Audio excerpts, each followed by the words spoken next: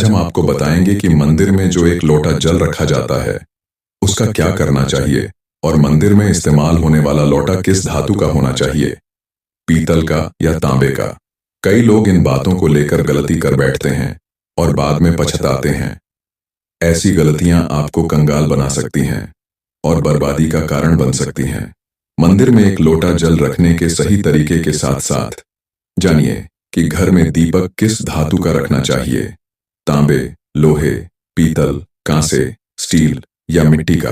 कई लोग अपने पूजा घर में दीपक को गलत तरीके से रखते हैं, जिसके कारण उनका घर बर्बाद हो सकता है। साथ ही जानिए कि दीपक की बाती किससे बनानी चाहिए, कच्चे कलावे से, रुई से या सूती धागे से। कई लोग दीपक जलाते समय बड़ी गलती कर देते हैं, जिसकी वजह से उन्हें पितृदोष, शनि दोष, काल सर्प दोष, मंगल दोष और भयंकर गरीबी का सामना करना पड़ता है। अगर आप इस जानकारी को बीच में छोड़ने वाले हैं तो अभी छोड़ दें, लेकिन बीच में छोड़कर माता लक्ष्मी का अपमान मत करें। लंबे समय से लोगों के प्रश्न आ रहे हैं कि मुख्य द्वार पर जल छिड़कने का सही समय और विधि क्या है। जल छिड़कने से पहले स्नान करना आवश्यक है या बिना स्नान किए भी इसे किया जा सकता है। झाड़ू लगाने से पहले जल छिड़कें या झाड़ू लगाने के बाद। साथ ही यह भी पूछा जाता है कि क्या पीरियड्स में मुख्य द्वार पर जल का छिड़काव या दीपदान किया जा सकता है, और जब जल चढ़ाना हो तो घर के अंदर की तरफ से जल चढ़ाएं या बाहर की तरफ से। यह भी एक बड़ा प्रश्न है। जो लोग फ्लैट या किराए के मकान में रहते हैं उनके लिए मुख्य द्वार पर दीपदान और जल छिड़कने का सही तरीका क्या है। आज हम आपको घर के अंदर और बाहर दीपक जलाने के फायदे बताएंगे। खासकर घर के बाहर दीपक जलाने से होने वाले 5 अद्भुत फायदे जानकर आप हैरान रह जाएंगे। पूजा के दौरान दीपक जलाने के महत्व के बारे में तो आप जानते ही होंगे। हिंदू धर्म में पूजा के दौरान देसी घी, सरसों के तेल या तिल के तेल का दीपक जलाना अनिवार्य माना गया है। लेकिन दीपक जलाना केवल पूजा का एक हिस्सा नहीं है, बल्कि घर के अंदर और बाहर दीपक जलाने से कई प्रकार के लाभ भी प्राप्त होते हैं। दीपक जलाने से न केवल आध्यात्मिक शक्तियां जागृत होती हैं, बल्कि इसके 5 बड़े फायदे भी होते हैं।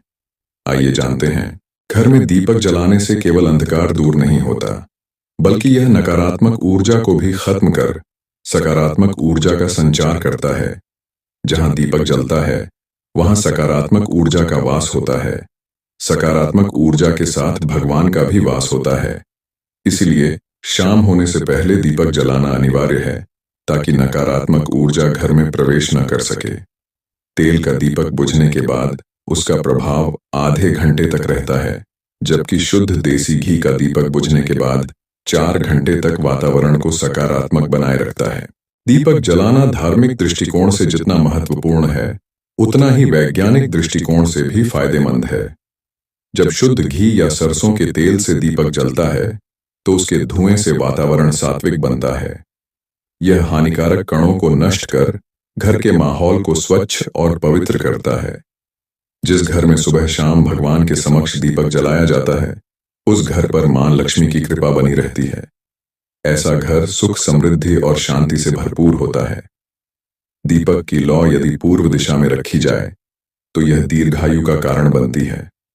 वहीं उत्तर दिशा में रखने से धन और संपन्नता बढ़ती है। दीपक केवल घर के अंधकार को ही नहीं, बल्कि जीवन के अंधकार को भी प्रकाश की ओर ले जाते हैं। घर में दीपक जलाने से बीमारियां दूर रहती हैं। इसका धुआं वातावरण को शुद्ध करता है और सभी परिवार के सदस्यों को बीमारियों से बचाता है। खासकर दीपक के साथ एक लौंग जलाने से इसका प्रभाव 2 गुना हो जाता है। यह चर्म रोग जैसी समस्याओं को खत्म करने में मदद करता है। घी का दीपक जलाना सेहत के लिए भी अत्यधिक लाभकारी है। सनातन धर्म के अनुसार जिस घर में सुबह और शाम दीपक जलाया जाता है वहां कभी अंधकार नहीं रहता। ऐसा घर हमेशा सुख, समृद्धि और शांति से भरपूर होता है। दीपक की लौ शुभ शक्तियों को आकर्षित करती है और घर में सकारात्मकता का संचार करती है। इसलिए घर में दीपक जलाने की परंपरा को न केवल धार्मिक बल्कि वैज्ञानिक दृष्टि से भी समझना और अपनाना चाहिए। इतना ही नहीं, जलता हुआ दीपक शुभ शक्तियों को चुंबक की तरह आपके घर की ओर आकर्षित करता है, जो आपके लिए अत्यंत शुभ माना जाता है।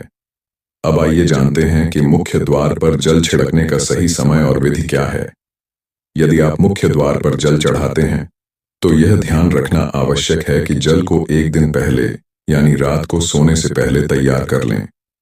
इसके लिए आप किसी भी उपलब्ध पात्र का उपयोग कर सकते हैं, जैसे तांबे, पीतल, स्टील या चांदी का। यदि इनमें से कोई पात्र उपलब्ध न हो तो आप किसी अन्य साफ पात्र का भी उपयोग कर सकते हैं। एक लोटे में थोड़ा सा गंगा जल डालें, उसके ऊपर शुद्ध जल भरें। यदि गंगा जल उपलब्ध न हो तो केवल शुद्ध जल का उपयोग करें। इस जल से भरे लोटे को अपने घर की रसोई में रख दें। अगले दिन सुबह उठकर सूर्योदय से पहले इस जल का छिड़काव घर के मुख्य द्वार पर करें। मुख्य द्वार पर जल छिड़कने का यह उपाय आपके घर से हर प्रकार की नकारात्मक ऊर्जा और समस्याओं को दूर करता है। यदि आप लंबे समय से मानसिक, शारीरिक या आर्थिक परेशानियों से घिरे हैं तो यह उपाय आपकी समस्याओं को शीघ्र समाप्त कर देता है। अगले दिन सुबह उठकर सूर्योदय से पहले इस जल का छिड़काव घर के मुख्य द्वार पर करें। मुख्य द्वार पर जल छिड़कने का यह उपाय आपके घर से हर प्रकार की नकारात्मक ऊर्जा और समस्याओं को दूर करता है। यदि आप लंबे समय से मानसिक, शारीरिक या आर्थिक परेशानियों से घिरे हैं तो यह उपाय आपकी समस्याओं को शीघ्र समाप्त कर देता है। यह जल छिड़कने से वास्तु दोष, पितृदोष और गृह दोष समाप्त होते हैं।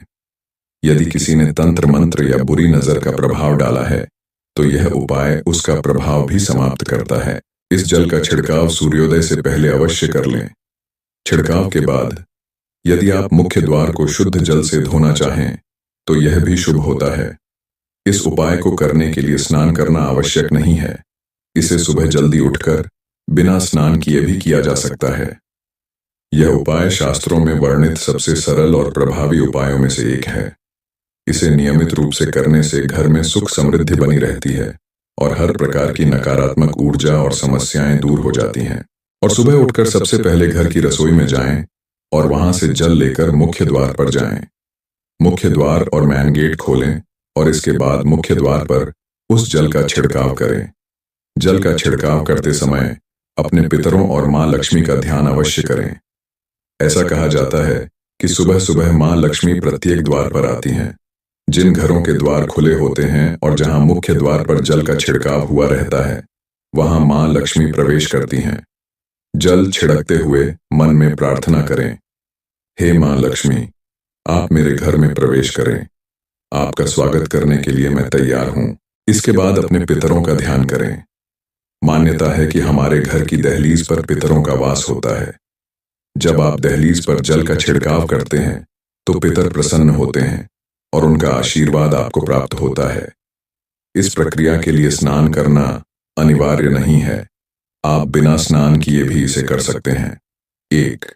सुबह बिस्तर से उठने के बाद सबसे पहले अपनी दोनों हथेलियों को देखें और कराग्रे वसते लक्ष्मी, कर मध्य सरस्वती, कर मूले तु ब्रह्मा, प्रभाते कर दर्शनम मंत्र का उच्चारण करें। यह मंत्र न भी पढ़ें तो कोई समस्या नहीं है। हथेलियों के दर्शन के बाद दोनों हाथ जोड़कर देवी देवताओं को प्रणाम करें और फिर पृथ्वी का स्पर्श करें। धरती को 2 या 3 बार प्रणाम करें।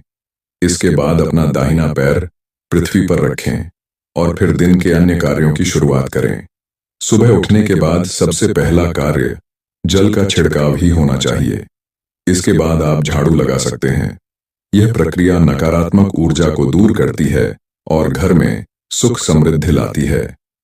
इस सरल और प्रभावी उपाय से आपका घर सकारात्मक ऊर्जा से भर जाएगा और मां लक्ष्मी और पितरों का आशीर्वाद हमेशा आप पर बना रहेगा। अगर आपकी दुकान पर किसी की नजर लगी है तो बहुत से लोगों के प्रश्न आते हैं कि हमारे काम को किसी ने बांध दिया है, मतलब किसी की बुरी नजर लग गई है।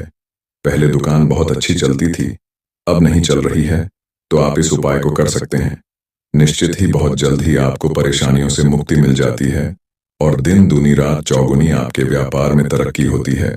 और हाँ, मंदिर में रखा हुआ जल आप अपने घर की रसोई में खाना बनाने में और पीने में भी प्रयोग कर सकते हैं, लेकिन खाना बनाने में प्रयोग तभी कीजिए जब आपके घर में बिल्कुल सात्विक भोजन बनता हो।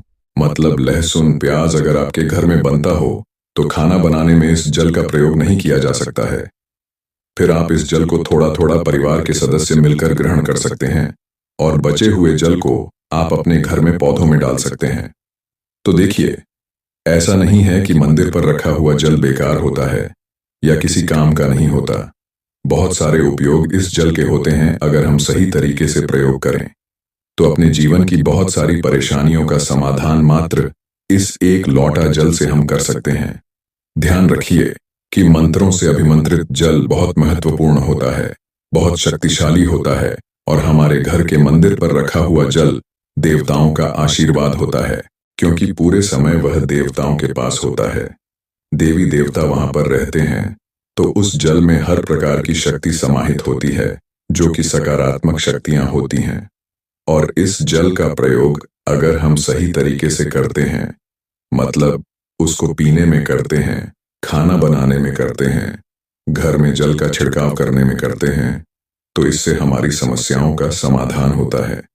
और अगर कोई भी कार्य नियमित तौर पर, मतलब प्रतिदिन किया जाता है, तो उसका हमें लाभ प्राप्त होता है। कभी कभी करेंगे तो निश्चित ही आपको उतना लाभ दिखाई नहीं देगा, लेकिन अगर आप नियम बना लेंगे कि हर रोज उसी जल से घर में छिड़काव करना है, घर में प्रत्येक व्यक्ति को थोड़ा थोड़ा पीने के लिए देना है, तो इसका लाभ अवश्य मिलेगा। परेशानियां खत्म हो जाती हैं। जैसे बचे हुए जल को पौधों में डाल दीजिए, दुकान पर छिड़क दीजिए, अपने घर के व्यापारिक स्थल पर छिड़काव कीजिए, बच्चों की बुक्स, शीशे में, अपने घर की तिजोरी में, हर जगह इस जल का छिड़काव कीजिए और नियमित तौर पर कीजिए। चमत्कार आपको निश्चित ही देखने को मिलेगा। इसी प्रकार से जो रसोई में रखा हुआ जल होता है, उसका छिड़काव आप अपने घर के मुख्य द्वार पर कीजिए, तो इसका भी आपको लाभ बहुत ही शीघ्र दिखाई देगा। लेकिन इसे अपने रूटीन में शामिल करना होगा, प्रतिदिन नियम से यह कार्य करना होगा, तभी आपको लाभ देखने को मिलेंगे। और हाँ, कई लोगों के प्रश्न आते हैं कि मंदिर पर जो रखा हुआ जल होता है, तो जब हम अगले दिन उठाते हैं तो उसमें कई बार कोई कीड़े मकोड़े पड़ जाते हैं, क्योंकि खुला होता है, तो क्या हम उसे ढक सकते हैं? तो मैं आपको बताना चाहूंगा कि हाँ, बिल्कुल ढक कर रख सकते हैं। पूजा करने के बाद आप उस जल को किसी भी प्लेट से या कटोरी से ढक दीजिए। फिर जब आप अगले दिन उस जल को उठाएंगे तो बिल्कुल शुद्ध और साफ सुथरा जल आपको मिलेगा और जल का प्रयोग आप अपने किसी भी कार्य में कर सकते हैं। और दोस्तों, आप जब भी घर के मुख्य द्वार पर जल छिड़काव करें तो गणेश जी भगवान का यह मंत्र जरूर बोले, ओम गणपते नमः। और जो हमने आपको वीडियो में बताया है, उसे ध्यानपूर्वक अच्छी तरीके से समझकर अपने घर के मुख्य द्वार पर जल का छिड़काव करें। दोस्तों, अब जानते हैं कि दीपक किस पदार्थ का होना चाहिए, लोहे का, तांबे का, पीतल का, कांसे का या फिर स्टील का या माटी का। आखिर घर में कौन सा दीपक रखना शुभ माना जाता है? अगर गलती से भी घर में गलत पदार्थ का दीपक रख लिया है तो पूरा घर अस्त व्यस्त हो जाएगा, कंगाल हो जाएगा, बर्बाद हो जाएगा। दोस्तों देखिए, स्टील के दीपक में पूजा करना घर में शनि को कुपित करता है। घर में लोहे के दीपक से भी पूजा नहीं करना चाहिए, घर बर्बाद हो जाता है, गरीबी आ जाती है। बाजार में लोगों को लुभाने के लिए कांच के दीपक भी आ गए हैं। बिल्कुल भी गलती से भी घर ना लाएं, नहीं तो राहु केतु आपके घर चले आएंगे और घर बर्बाद हो जाएगा। कांच का दीपक शनि और राहु को नाराज करता है। तांबे का दीपक, पीतल का दीपक, माटी का दीपक धन की देवी माता लक्ष्मी को आकर्षित करता है। घर में कोई और दीपक नहीं लाना चाहिए। पीतल और माटी का दीपक शुभ और मंगलकारी माना जाता है, जिससे शनि और राहु केतु भी प्रसन्न रहते हैं, मंगल भी भारी नहीं होता। कच्चा कलवा तथा रुई का दीपक ही जलाना सर्वश्रेष्ठ माना जाता है। जो लोग सूती धागा जो हाथ पर बांधा जाता है उसकी बाती बनाते हैं, तो उस घर में परेशानी और गरीबी आ जाती है। रुई और कच्चा कलवा ही शुभ माना जाता है। दोस्तों, अब जानते हैं मंदिर में घंटी क्यों बजाई जाती है, घंटा क्यों बजाया जाता है, ताली क्यों बजाई जाती है, मंदिर के अंदर कारण क्या है, शंकर के मंदिर में घंटी क्यों बजाई जाती है, ताली को बजाना क्यों नकारा जाता है। तो यह पुराण है कि मंदिर के अंदर या घर के अंदर आप गरुड़ घंटी जब जाते हो, घंटी नाथ जब करते हो, तो शिव महापुराण की कथा और लिंग पुराण की कथा विष्णु पुराण की कथा कहती है, मात्र घंटी का नाद कर देने से जितने भूमि पर तीर्थ हैं, जितने साधक साधना कर रहे होते हैं, जितने जप तप कर रहे होते हैं, जितनी पवित्र नारी स्त्री का पालन कर रही होती है, जितने दान हो रहे होते हैं, कुछ समय पर जिस समय तुमने घंटी बजाई है, उस समय पर वह सारे पुण्य घंटी का नाद कर देने से तुम्हारे खाते में आ जाते हैं। शिव मंदिर में ताली क्यों बजाई जाती है? मंदिर में जितने भी बैठे होंगे, जो भजन कर रहे होंगे, जो साधना कर रहे हैं, अभिषेक कर रहे हैं, पूजन कर रहे हैं, 3 बार ताली बजाने से उनका सारा का सारा पुण्य हमारे खाते में आ जाता है, खींचा चला आता है, हमारा भाग्य प्रबल हो जाता है, 1 सेकंड में हमारे खाते में आ जाता है और हमें लगता है कि हम शंकर को रिझा रहे हैं। घर में गरुड़ घंटी का नाद करना दोस्तों, इसलिए बच्चों को खेलने के लिए घंटी नहीं दी जाती। गरुड़ घंटी कोई खेलने को नहीं देता। दूसरा सामान दे देंगे, पर गरुड़ घंटी नहीं देंगे। क्यों नहीं देते? क्योंकि गरुड़ घंटी का जब नाद किया जाता है तो सबका पुण्य हमारे खाते में जाता है। कोई साधारण नहीं है घंटी बजाना। पूजन के समय, स्मरण के समय पर भजन आदि करना चाहिए, इसलिए घंटी भी हर कभी नहीं बजाई जाती। और आपसे निवेदन है कि मंदिर में भी जाओ तो घंटी का नाद करो तो बड़े प्रेम से करो, ऐसे नहीं बजाओ।